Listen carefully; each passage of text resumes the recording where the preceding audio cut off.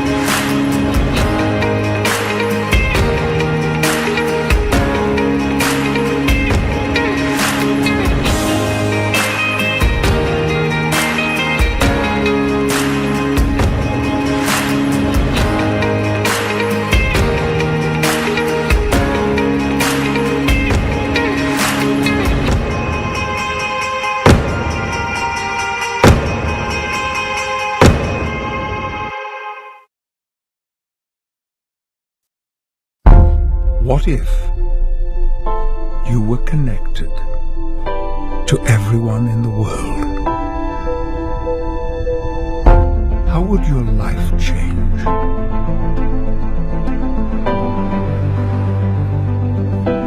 What if you could see the patterns,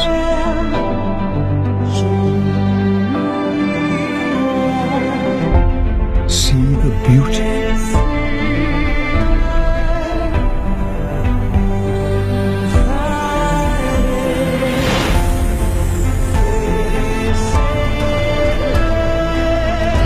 new ideas in science, deepen your connection to nature, to the stars and to each other. learn to see the world differently.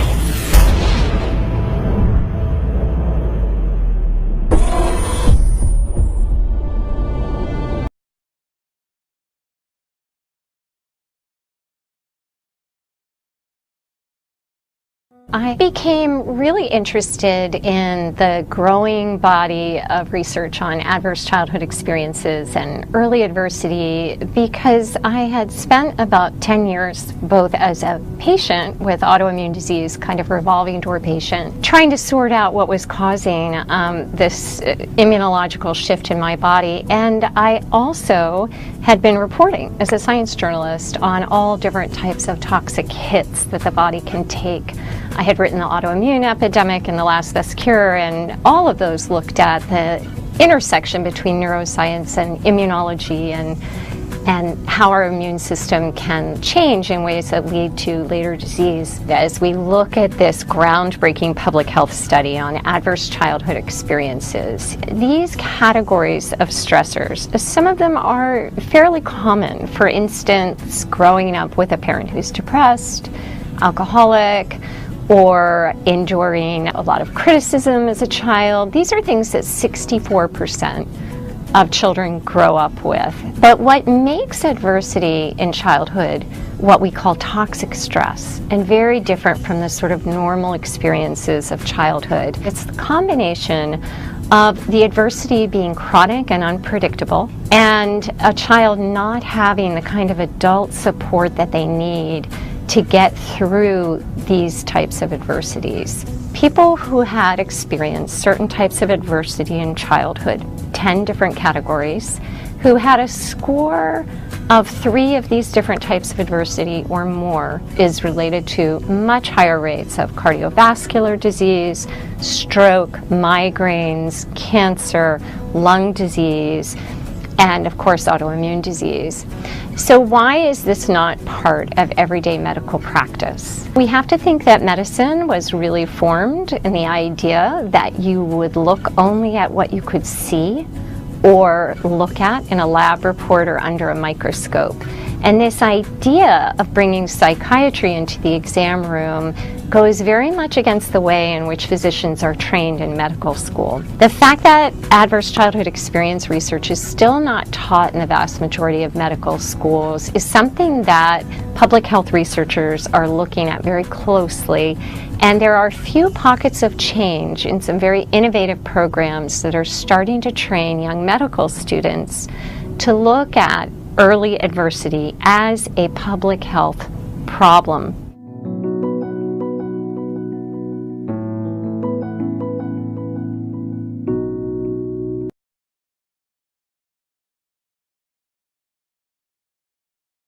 Step on the sender.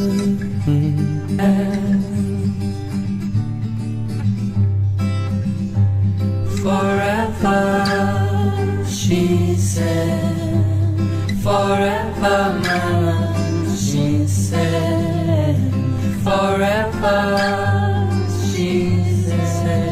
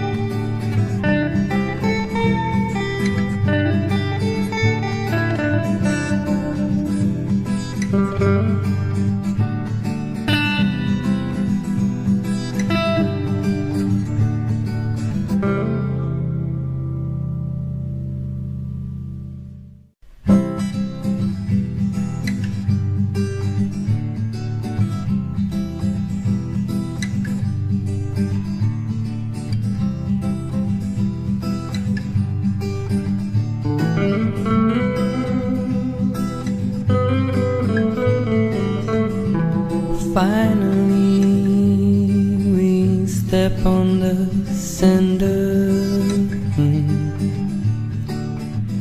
You're only made of our past.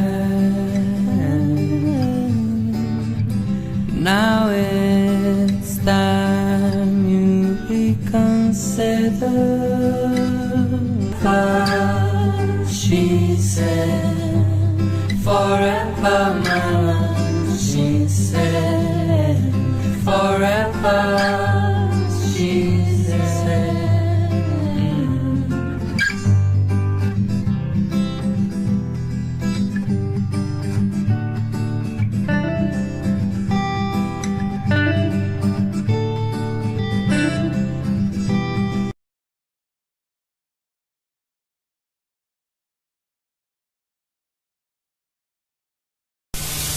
The average patient that we see at Doctor's Hospital is seen probably 6 times.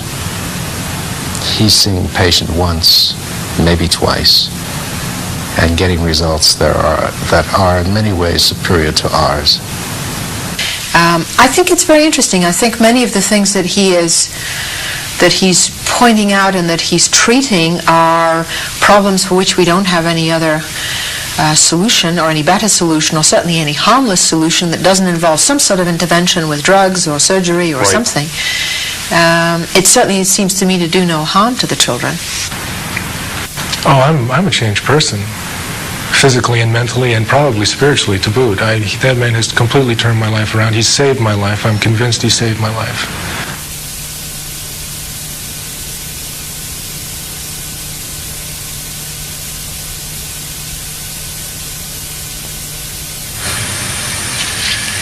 Most people associate successful medicine with the kind of practice and teaching that go on in institutions like this, the University of Arizona Health Sciences Center.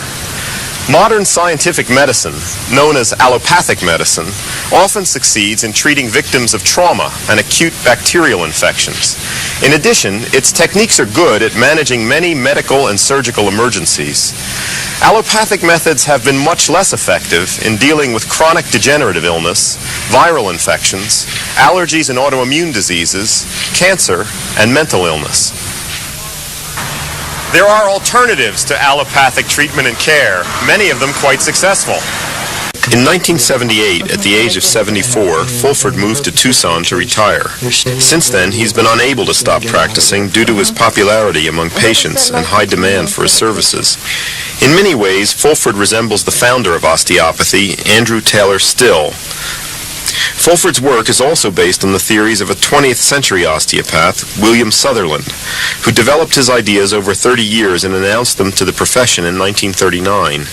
Sutherland introduced the technique of cranial manipulation and described an aspect of central nervous system physiology he called the primary respiratory mechanism. But he has ended the first month.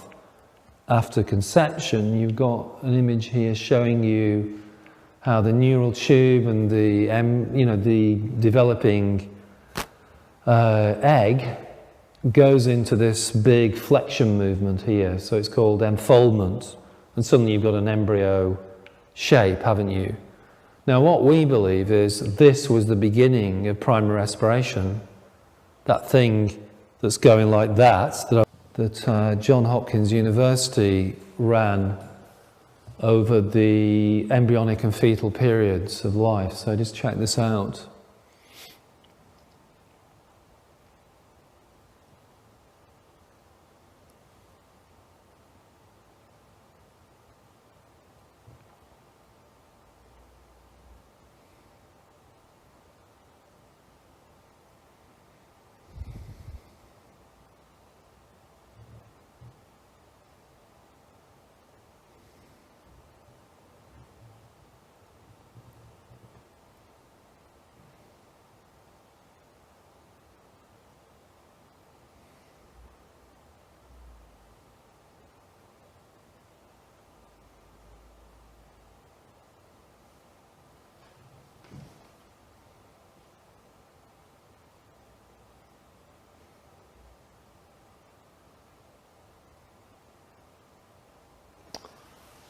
Cool. So on it goes, it's on a loop, but what we're seeing there is how the embryo grows right up to birth.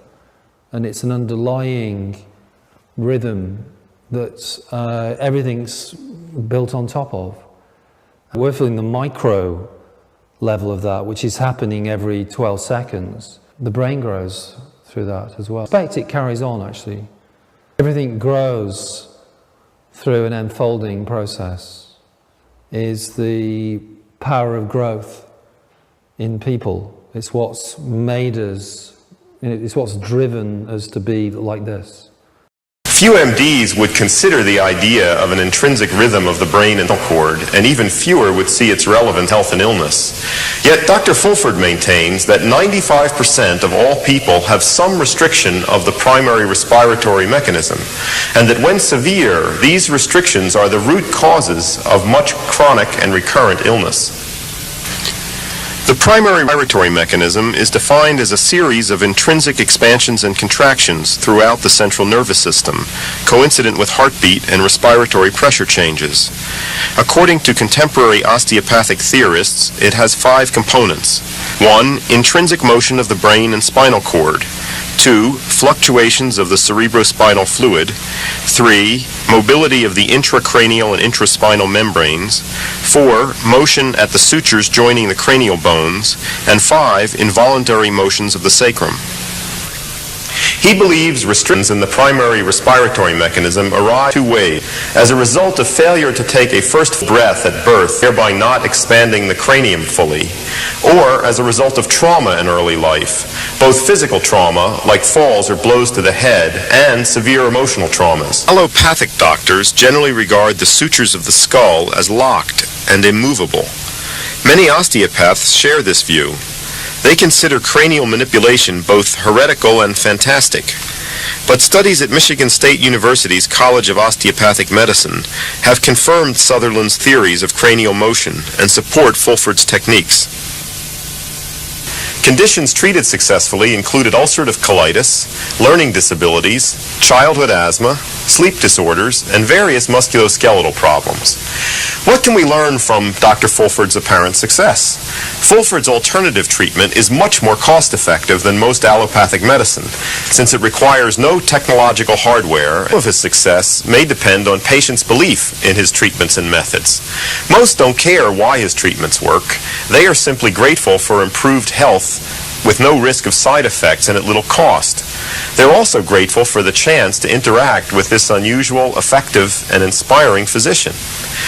I find it refreshing to see an effective and successful system of treatment that uses no fancy diagnostic equipment and no drugs while revering the healing power of nature.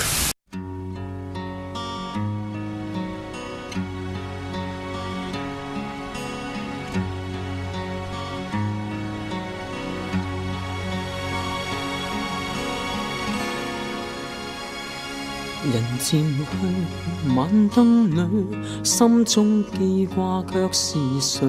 誰在變？我心裏歡欣昨日夢裏追，在那天的心愛，今天變作陌路人。天知道我的心始終仍然未改變。問句天，問句海，問那個主宰分開天與地。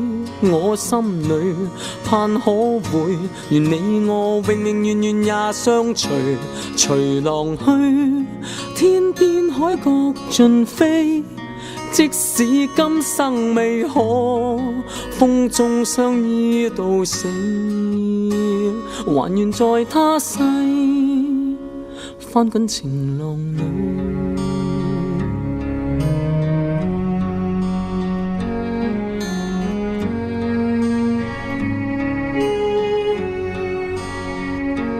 無盡愛化不開，今天我既盼未來，來日再盼可會溫馨美夢共你編，但這天只得高聲叫，風中你會再復來，可可惜你永遠聽不到，只得我仍在哭叫。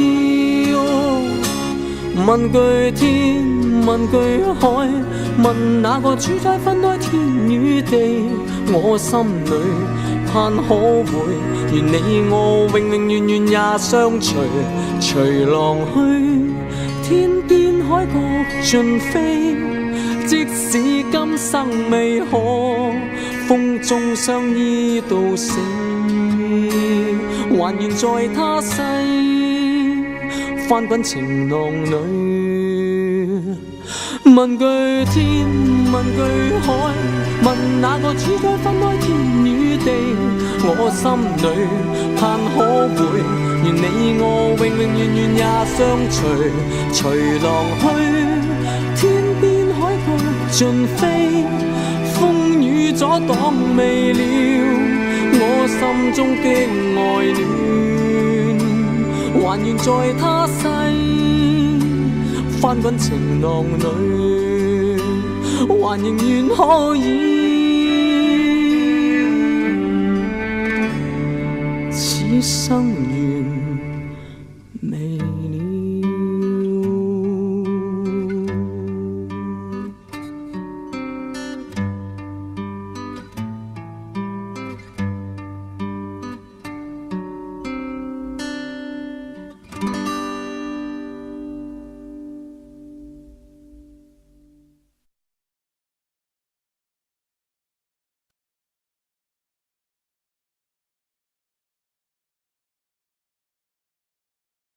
突然間喺1個月裏面高2個 cm 咯，咁就因為佢即係呢個係一個我哋 unexpected 嘅，即係嗰個高度係會高咗咯，仲會咁。呢個就係阿心月啦。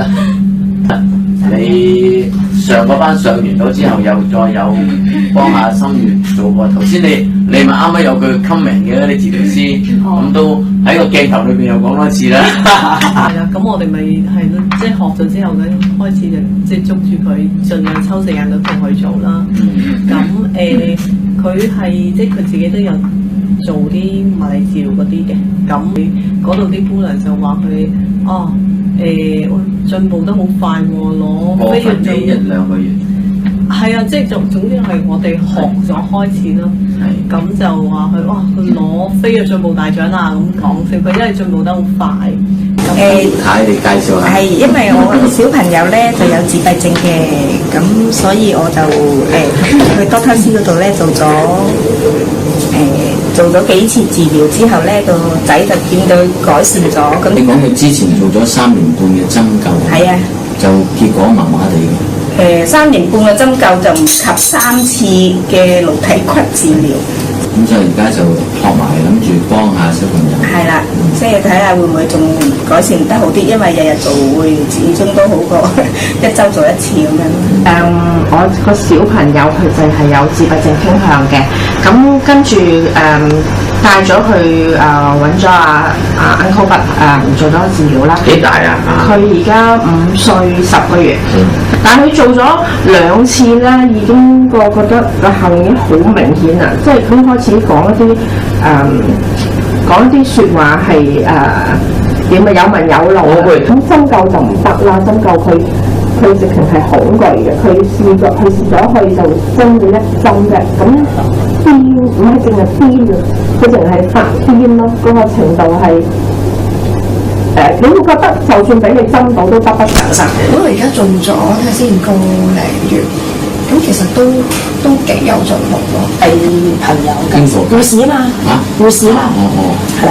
上咗堂之後咧，只係上第1堂嘅，跟住我就好大膽地每一晚幫阿女做1個鐘頭嘅規律，1個鐘頭，直至而家係冇停過。咁個功效係非常之大，同埋我而家直頭係完全喺做第1個 course 嘅時間之內咧，我已經係停咗精神科嘅藥物。自此之後咧，我就好深信我隻手係有能力嘅，呢個臨床進階顱脊治療班啱啱開班，最近有一個好好嘅經驗。見證經驗喎，可唔可以同大家分享下？其實都幾神奇嘅。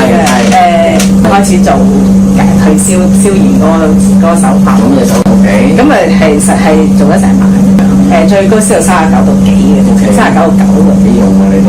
冇食過藥啦，跟住淨係飲水，跟住然之後咧就到天光佢醒就退晒燒，完全冇晒事，佢瞓醒就不知幾精神。但如果第一次就一個咁顯著，因為我照顧咗佢都差唔多年紀啦，即係出邊開始，即係其實睇住佢，就算點樣進步，點做就都未有嗰個去廁所嗰個暢順，係睇到一次嘅治療就有呢個效果，我係好想再繼續落去，跟住再睇，其實係想再睇下可以有啲咩繼續幫到佢手咯。咁亦都有睇過其他可能有物理治療背景嘅物體治療師，跟住有啲係自然療法中心裏面嘅物體治療師，跟住我揾到施博士，佢有好多片段介紹，即係感覺到施博士係好有心去推廣呢一個治療方法啦。嗰啲片段度係見到好用心嘅，咁我覺得可以信賴咯。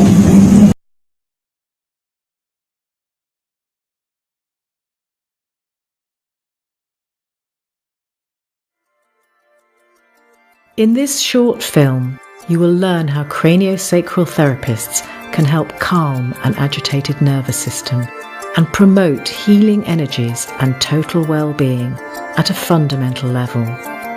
The result is that a person feels better connected to themselves, a better sense of equilibrium and a calm sense of wellness.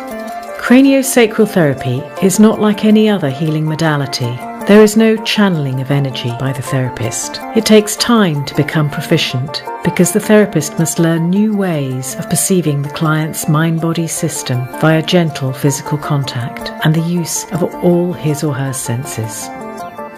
Therapy starts with the ability of the practitioner to enter a state of presence oriented to the expression of something called primary respiration throughout the fluids and tissues of a client's body. The idea is that the body expresses tide-like rhythms and movements which flow through it constantly in two basic directions. This primary respiration was discovered by William Garner Sutherland, and it has nothing to do with lung breathing. In the inhalation phase of primary respiration, the potency surges from its midline superiorly and transversely to the wider field around the body. During the exhalation, the potency surges inferiorly and inwards towards the body's midline. There are different frequencies or tides that the therapist tunes into. The mid-tide and its fluid tide has a frequency of about 2 to 3 times a minute, while the long tide is the most formative level of primary respiration and is a deeper, slower rhythm of about 50 seconds for inhalation and 50 seconds for exhalation. The long tide is totally stable and is a basic resource for the person, even in the most traumatized situations. Craniosacral therapists tune into the movements of these primary rhythms by directly contacting the body with various holds and clinical intentions. This is all based upon gentle physical contact and negotiated relationship. This has many advantages. Sometimes talking about a trauma can be very difficult for a person, and doing so may overwhelm and re-traumatize them. It is also possible that damage was done a long time ago and the patient can't remember or articulate it, as with a baby. Within the context of craniosacral therapy, the practitioner holds a relational field oriented to primary respiration to allow traumatic process to express in resourced ways for true resolution. The pre-birth environment, the tremendous forces on a baby's head during birth, or shock of a cesarean, may have a huge impact. The attuning skills of a craniosacral therapist help a baby to feel listened to and to begin to relax and let go of the trauma. Practitioners help our clients to reorient to their own original health matrix or blueprint, and instead of orienting to the accident or trauma or stress, the psyche and body can let it go. Usually, it does not look as if a craniosacral therapist is actually doing much at all. This is because they are trying to help the recipient to achieve a still, calm, healing space. It is the client's own natural healing mechanisms, the primary respiration and the innate wisdom of their own body that does the healing work. These are far more powerful and effective than any physician. Their body knows best, and this is called the inherent treatment plan. In stillness and calm, states of balance occur where tissues are reorganized and feel warmer and more comfortable. When unresolved history heals, primary respiration and its tide-like motions may be expressed in a stronger and clearer way. The nervous system may resolve its activation, and the person's body may function with greater ease. Tensions are let go of, blockages are resolved, and energy returns to places that felt cold and numb. At the close of the therapy, the body's life forces or potency, which has organisational, protective and healing functions, may become more available so a person can resolve health problems more naturally.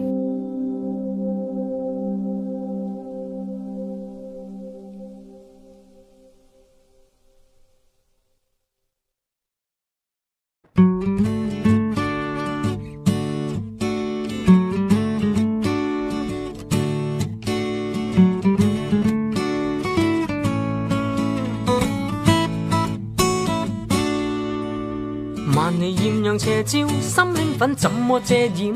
回味撞人無數，天真的可愛笑臉，沒有了困倦煩惱，拋走了世俗負累，來共醉於此刻歌聲裏，譜出溫馨美妙，多動人尋夢調，傾出光輝歲月。